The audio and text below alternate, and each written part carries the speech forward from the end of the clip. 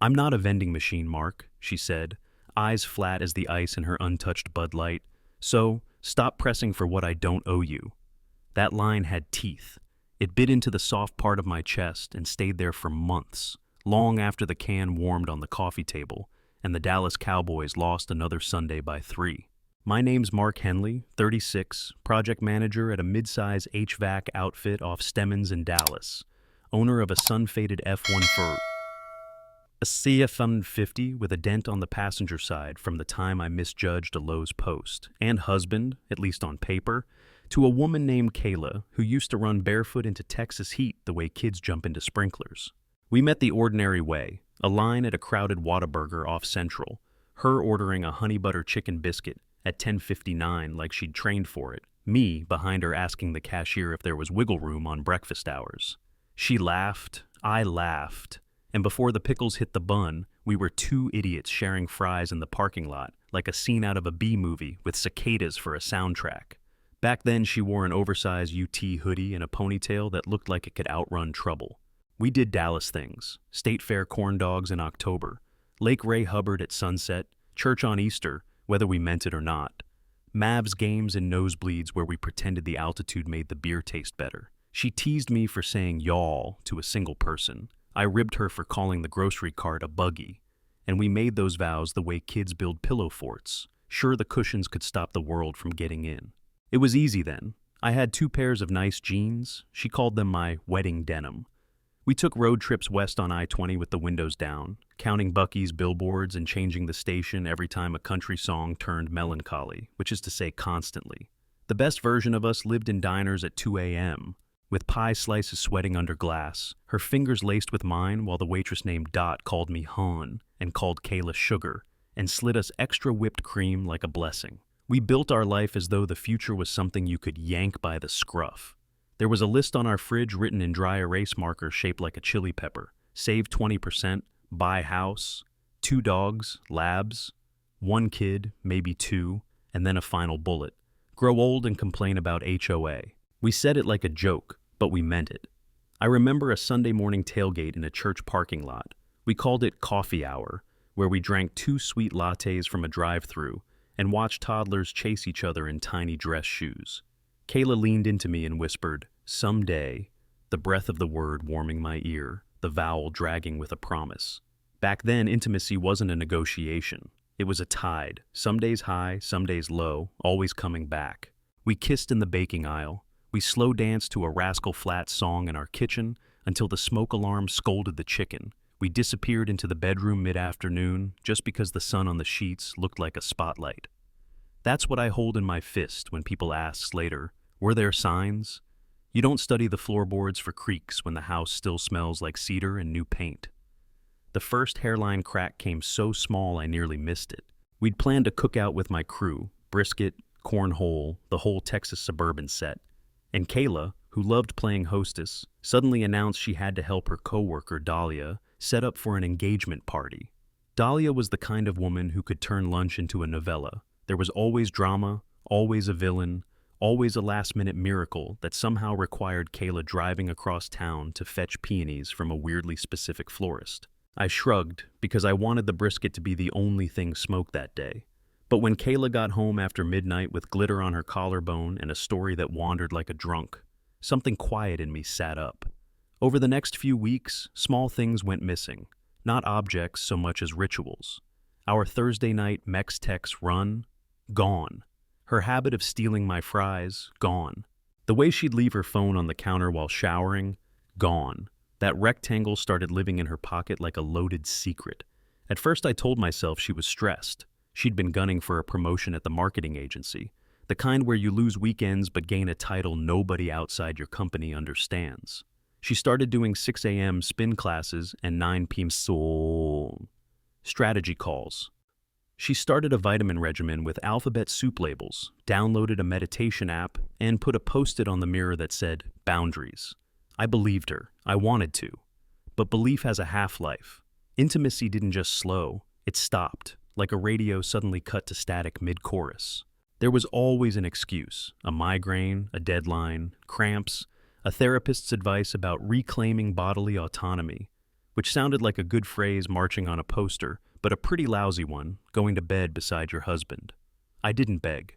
I asked it carefully and got words back that slid off the table. I'm tired. Let's not make this a thing. We're not teenagers. Once I reached to tuck hair behind her ear, and she flinched, like my fingers were a moth. That night I lay awake counting the slow blink of the smoke detector and told myself marriages have seasons. Winter doesn't mean the tree's dead. Then the baby talk came out of nowhere, like a thunderclap from a blue sky. We were standing in Target, fluorescent lights, new shoe smell from a display of Nikes, and Kayla stopped in front of a row of tiny denim jackets and said, almost breathless, I think I'm ready. I was holding a bottle of window cleaner and a 3-pack of white teas. I laughed because the last meaningful touch we'd had was a bump of shoulders in a narrow hallway. Ready for what? I asked, though the question felt dumb the moment it left my mouth. She didn't blush, she didn't wobble. She stared at those jackets and said, a baby, and then turned toward me with a smile I'd seen 100 times in old photos. Christmas morning, Kayla, parking lot pie, Kayla, lake at sunset, Kayla, and I swear to you something inside me lurched between joy and an animal unease. I've told this next part to 2 people, and I'm not proud of it. My first thought was that she was finally choosing us again. My second was that a person does not build a locked door for months and then fling it open in a hallway you have barely walked. We did the conversation you're supposed to do in The America, where everyone podcasts their feelings. Timeline, savings, parental leave, night feedings, daycare costs that rival college tuition. Kayla had charts. She'd made a spreadsheet with tabs labeled crib, stroller, pediatrician, names. Girl names had bookmarks. Boy names had none. That should have registered as a ping on the radar, but I was busy being relieved. Still, relief felt counterfeit. At church the following Sunday, I watched her during the hymn, the way she mouthed words without sound, almost like she was dubbing herself. After the service, a man I'd never met, a realtor friend of Dahlia's, hugged Kayla too long, the kind of long you excuse in crowds. His cologne smelled like cedar and citrus and an aftershave commercial with a sailboat. He winked at me like we were all in on something delightful. Later, Kayla said, "That's Landon. He's harmless." She didn't say how she knew. Winter turned to the wet, stingy spring Dallas does so well, and Kayla announced we were officially trying, which would have been comic if it weren't so tender a subject. She bought prenatals, ovulation strips, an app with pink confetti that popped on her phone when the algorithm decided the moon sang the right song. But in bed, she stayed on her side, stiff as a new book. Every time I reached across that cold geography, I was redirected with a kiss on the forehead and a promise to save energy for the schedule the app prescribed. Our calendar filled with X's and circles. It felt less like making a family and more like prepping for a pop quiz we never took. I kept my mouth shut because men are trained to believe they're selfish if they speak about need. Then came the night I found the receipt. I wasn't snooping. I was cleaning out the truck because if you don't stay ahead of it, an F-150 will become a mobile landfill of Buc-ee's cups and gas station jerky wrappers. Under the seat, I found a thin strip of paper wedged with a pen. The Magnolia Hotel, it read, downtown Dallas. The kind of place with marble floors and a lobby that smells like old money's cleaner cousin. 2 cocktails, 1 creme brulee, a $14 valet's tip because whoever signed it had decent manners or guilt. The timestamp, 10:47 p.m. On a Thursday when Kayla had been late at the agency finalizing a pitch deck. I folded that receipt into my palm and felt it sear. I didn't confront her, not then. I wanted context, the way a man wants a weather forecast before he tears the roof off. I told myself it could be a client thing. I told myself a dozen soft lies because the hard one would have cracked my teeth. That weekend, we had a cookout. C. Just the 2 of us this time, because suddenly we were busy. I grilled jalapeno poppers, and she made a salad that looked like the cover of a health blog, all shaved fennel and smug pomegranate seeds. We ate at the patio table we bought on sale at Home Depot, and Kayla said between sips of Sauvignon, "We should book a couples retreat. Reset. New energy." The way she said energy made me think of quartz crystals and a woman named Sage telling me my aura was a couch in need of reupholstering. I smiled anyway. You learn to smile for the person you love, the way you do for a camera at a wedding where you only know the groom. That night, she put her phone face down, a habit that had become a rule. She had a new passcode, She turned off the iMessage preview that used to light the room at 2 a.m. like a tiny UFO. When she showered, the phone came with her, swaddled in a hand towel like a newborn. The next morning, I made coffee and scrolled my own phone without seeing it. ESPN murmured about draft picks. A neighbor's mower started up like a challenge. Kayla emerged in that UT hoodie from forever ago, the one that used to smell like dryer sheets and now smelled like her new perfume, something vanilla and ash. She kissed my cheek and said, "Tonight's good," meaning ovulation had rained confetti. I looked at the receipt again, smooth now from folding, and placed it gently under a magnet on the fridge shaped like a lone star. She didn't see it. Or she saw it and pretended she didn't. Both possibilities cut. On Monday, we sat at the OBGYN's office for a preconception appointment, which is a real thing and not, as it sounds, a science fiction committee. A poster of a smiling baby watched us like an informant. The doctor asked about cycles, habits, family histories. I answered what I could. Kayla answered what she wanted. When the doctor stepped out, my wife leaned over and squeezed my hand, hard, the way you do before a roller coaster. "We're going to be fine," she said. I almost believed her. The nurse came in with pamphlets, and one slipped sideways so I saw the top. "When you're conceiving after," the rest obscured. Kayla picked it up, cheeks flushing, not with guilt, with annoyance, and slipped it into her bag. On the drive home, I asked, careful, "You sure you want this now? We could wait a few months, get through your promotion, line up savings." She stared out the window at a billboard for a personal injury lawyer who promised to fight like a Texan. "I'm done waiting," she said. The way she said done felt like the last nail set with a hammer. That night, lightning stitched the sky, but no rain came, just that metallic smell like a warning. Kayla turned off the lamp and said, into the dark, "Mark, if we want this, we have to commit. No doubts, no second guessing." Her voice had the calm of someone who'd already decided the ending. I lay there listening to a train horn somewhere far off and the slow tick of the wall clock we bought at Target. I thought about receipts and hotels and a man with cedar citrus cologne, about apps with confetti and calendars with X's. I thought about how you can love a person so much you'll walk right past the fire alarm and tell yourself it's a new kind of music. Then, just before I finally slept, her phone buzzed on the nightstand with a sound I didn't recognize. A chime not on my model, a custom sound, soft and secret. The screen flashed, and in that half second before it dimmed, I saw a name I'd never seen beside a red heart I knew too well, and the word that followed made my stomach turn to ice. Ovulating? The word hung there on the glass like it had been etched by a knife. Ovulating? And in that split second before the screen dimmed, I knew the game had changed. My stomach twisted in a way that made me feel older than 36, like I'd just aged a decade in one heartbeat. Kayla shifted beside me, oblivious or pretending, her breathing even, steady, a woman asleep or a woman with the discipline of a poker pro.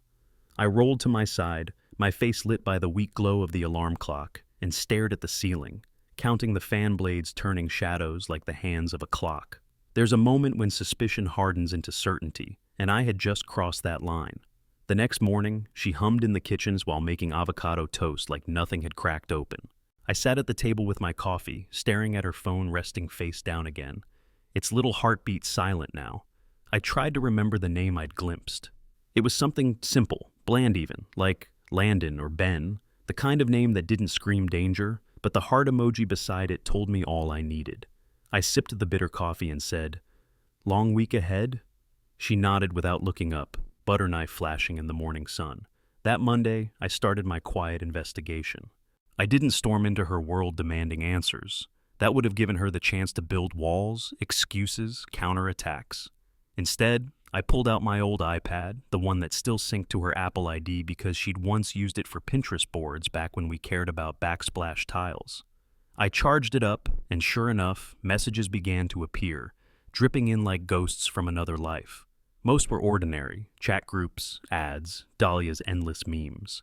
But one thread stood out, labeled with that name, Landon. The first message I opened was 2 months old. "Can't believe we pulled that off." Her reply, "Best night ever." My hands shook, but I forced myself to keep scrolling. There were photos too, nothing graphic, but damning enough.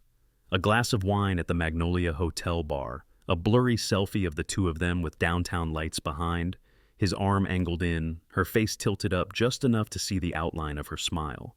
The timestamp matched the receipt I'd found in my truck. My chest went hollow.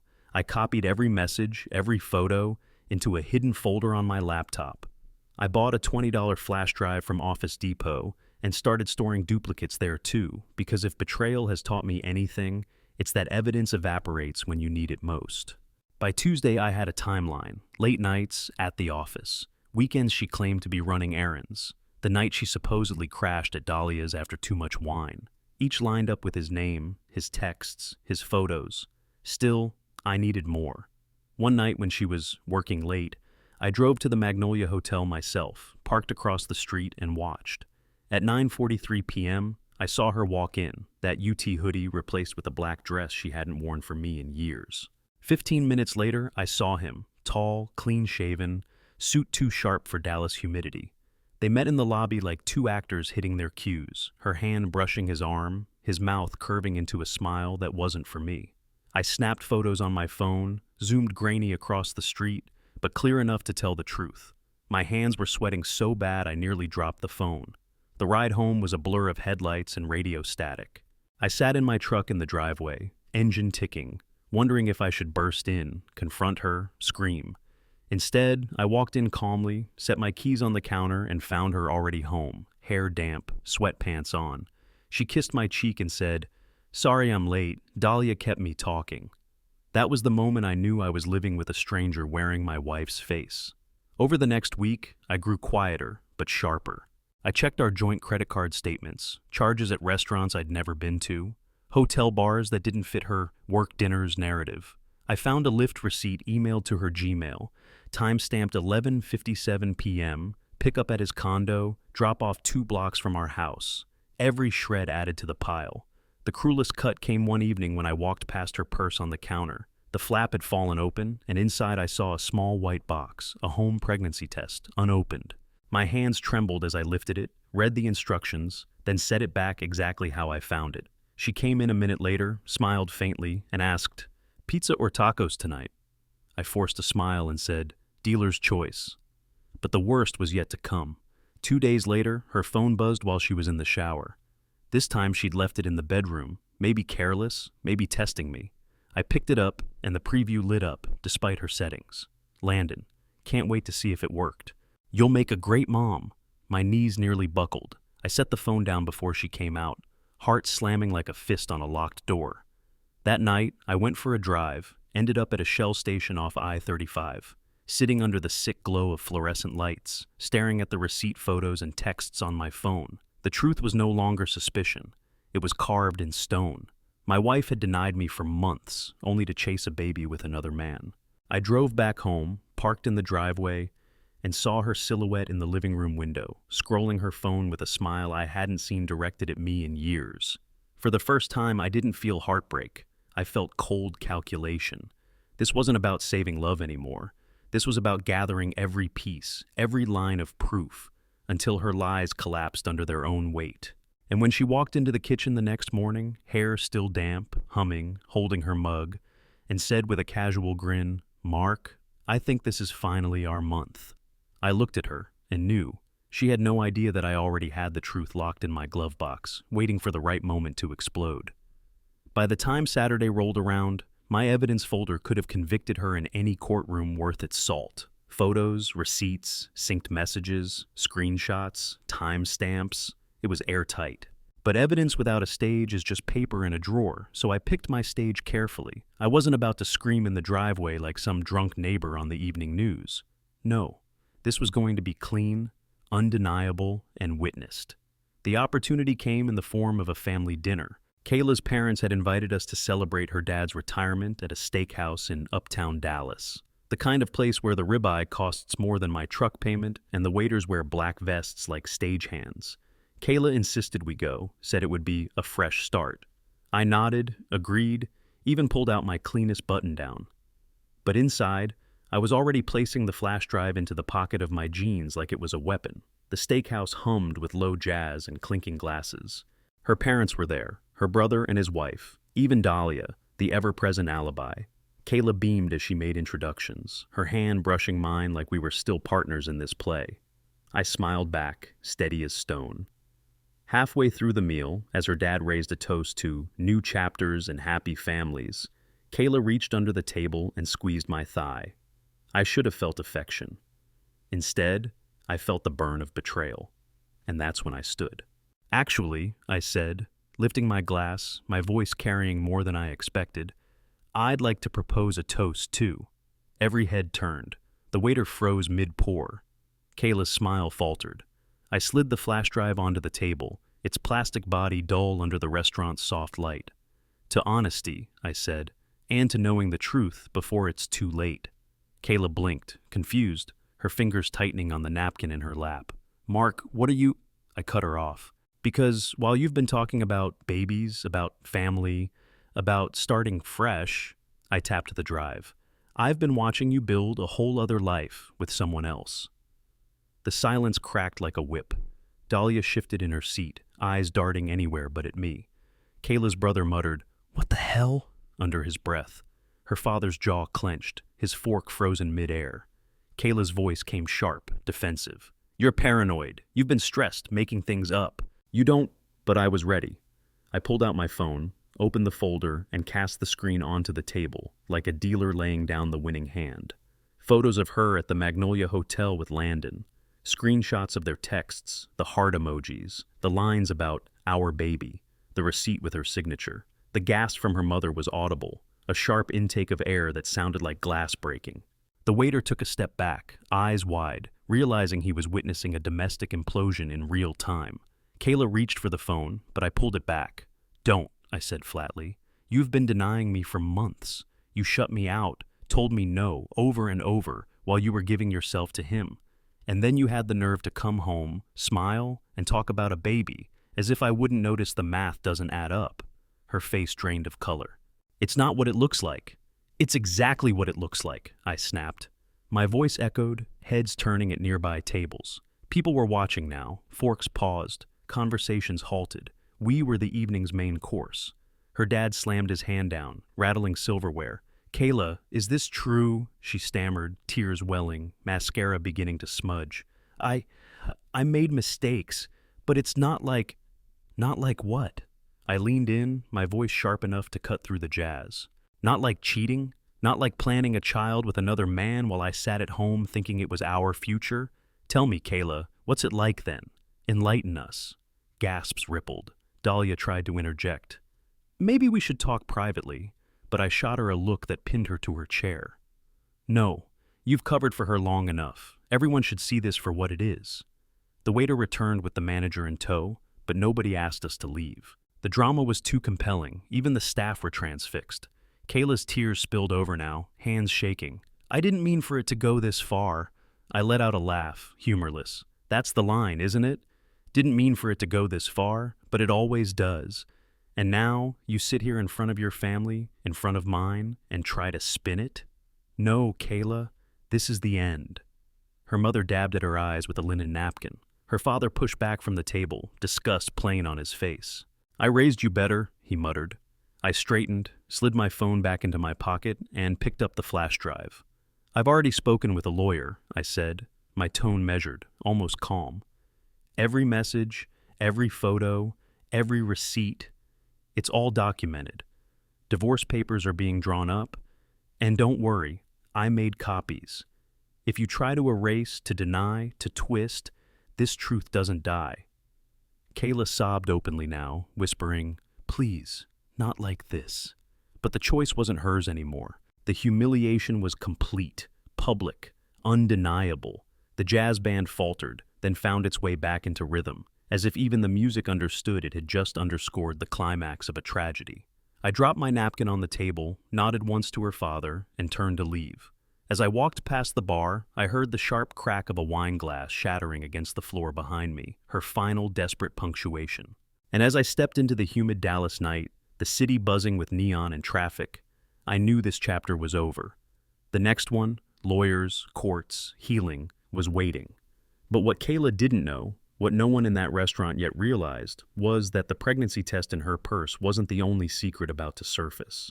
Because in 2 days I'd get the lab results by the DNA test I'd quietly ordered, results that would confirm every fear, every suspicion, and rip away whatever scraps of denial she still clung to.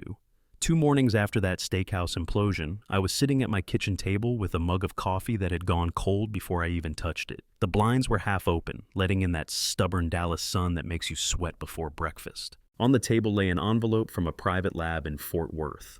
My name was typed neatly in the corner, their logo stamped in blue. I'd been staring at it for 10 minutes, my thumb running over the edge like I could rub away the truth inside. When I finally tore it open, the words confirmed what my gut already knew. Probability of paternity, 0%. I sat back, the chair creaking, and let out a laugh that wasn't really a laugh. Months of cold beds, of her sudden urgency to start a family, of receipts and hotel lobbies, it all narrowed to this single sheet of paper. Whatever baby she was dreaming about, whatever miracle she thought she could conjure to tether me forever, it wasn't mine. By noon, my lawyer had the documents. By evening, Kayla had been served. She called once, her voice breaking through voicemail. "Mark, please, can we just talk?" But there was nothing left to talk about. She had spoken her truth in hotel rooms and text threads. My truth was now in legal language and custody clauses. The weeks that followed were a blur of signatures, notarized forms, and whispered updates from my attorney. Kayla didn't contest the divorce once the evidence was on the table. She tried at first to argue about assets, the house, the savings, the old truck she'd never driven. But her lawyer must have told her the same thing mine told me. The judge wasn't blind. The receipts, the texts, the DNA test, they painted a story clearer than any closing argument. The day the gavel came down in family court, it wasn't cinematic. No gasps, no shouting, just the dull echo of wood striking wood. The judge's voice declaring the marriage dissolved. Kayla sat across the room, pale, hair pulled into a tight bun that didn't suit her, eyes glassy but dry. She didn't look at me. I didn't look at her. When it was over, I walked out with my lawyer, shook his hand, and stepped into the bright Texas afternoon, feeling 10 pounds lighter and 10 years older. Back home, the house felt cavernous without her perfume lingering, without the clutter of her posted affirmations taped to mirrors. At first, the silence was brutal. ESPN on low volume filled the gaps. I cooked simple meals, grilled cheese, scrambled eggs, sometimes just cereal. One Saturday morning, I made pancakes, the old recipe from when things were good, and sat on the back porch with a plate stacked high and a Bud Light sweating on the table. The taste wasn't about nostalgia, it was about reclaiming something that had once been mine. Slowly the healing came in fragments. A crayon drawing from my niece taped to the fridge, stick figures holding hands under a crooked sun, labeled Uncle Mark. A text from my buddy Travis inviting me to a cookout, no pity in his tone, just beer and brisket waiting. A night drive with the windows down, the smell of mesquite smoke in the air, Dallas skyline glowing ahead, reminding me the city still spun, still had space for me.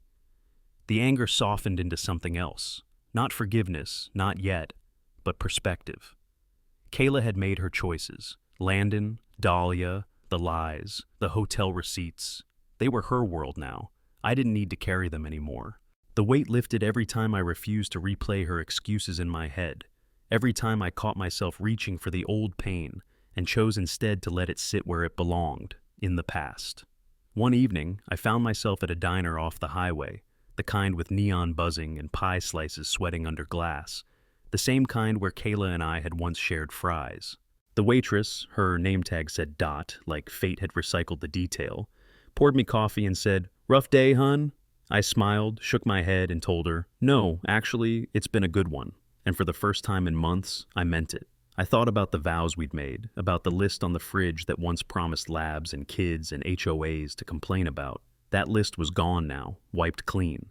But in its place was something better. Quiet mornings, honest friends, evenings that ended with peace instead of suspicion. Sometimes healing doesn't come with fireworks. It comes with pancakes on a Saturday, with a Bud Light on the porch while the neighbor's dog barks at nothing, with the Cowboys losing by 3 and you not caring because you're free. And as I sat there one night, the cicadas buzzing, the porch light humming, I said out loud, just to hear it, "Sometimes the trash takes itself out." The words floated in the warm Texas air, sharp and simple, and I realized I didn't need revenge, didn't need to humiliate her further. I had something better, my own life back, my own peace. And that was more satisfying than any courtroom victory, more lasting than any pointed speech. Because in the end, betrayal doesn't define you. What you do after it does. And me? I chose freedom.